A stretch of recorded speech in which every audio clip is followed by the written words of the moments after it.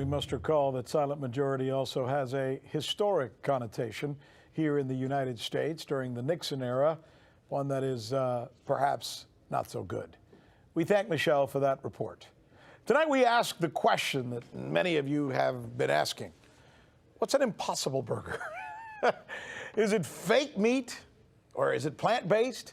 Is it better than other meatless burgers, perhaps? Is it genetically modified? So many questions, and one very able correspondent to tackle them all. From Miami, here's our own John Huddy. The Impossible Burger, Beyond Meat, Awesome Burger. They're the names of some of the so-called meatless burgers that have become quite the craze here in the United States. The Impossible Burger, perhaps one of the most well-known and sold at restaurants such as Burger King and the Hard Rock Cafe, is made from genetically modified soy leghemoglobin, or Hemi, that gives these burgers the distinct look and taste of meat. Impossible Burger was recently sold at Dave & Buster's, but the restaurant chain switched out to another competitor, Lightlife, which makes vegan products and launched a meatless burger of its own this year. And these plant-based burgers have caught on. The Plant-Based Foods Association and the Good Food Institute reported back in July of an 11% increase in U.S. retail sales of plant-based foods the past year, and a 31% increase in total plant-based food sales in the U.S. since 2017. In fact, they've become a driving force in the overall U.S. retail food market, according to both organizations. But there have been concerns raised by some health advocacy groups and associations, like Moms Across America, about the potential health risks of some of these meatless burgers. Moms Across America reported earlier this year that the Impossible Burger tested positive for glyphosate.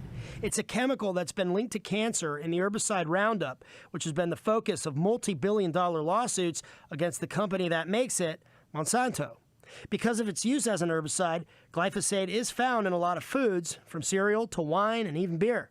The Environmental Protection Agency issued a draft risk assessments report for glyphosate in 2017, concluding that glyphosate is not likely to be carcinogenic in humans, and that assessment has continued at the EPA even today.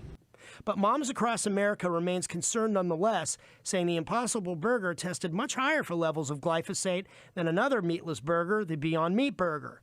Impossible Burger fired back at Moms Across America, though, with a statement from its Chief Communications Officer, Rachel Conrad, blasting Moms Across America for what Conrad called a year-long campaign against Impossible Foods to, quote, push its anti-vaccine, anti-GMO agenda to anyone gullible enough to listen.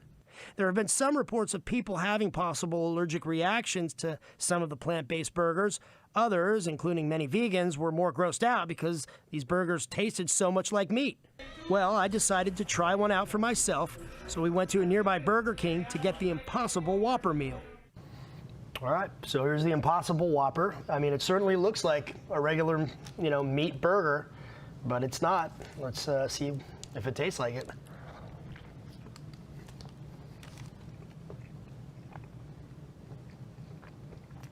Wow. It really does. It's good. It tastes like it. I mean, it doesn't have a robust meat flavor. It's a little bland, but if you served me this, I would think that it is meat. I wouldn't really be able to tell the difference, frankly. An hour later, I still didn't have any allergic reactions or adverse side effects, but the debate continues about whether these meatless burgers are really better for your health and the environment. For now, I think I'll just stick to the regular Whopper. For the News with Rick Sanchez, John Huddy.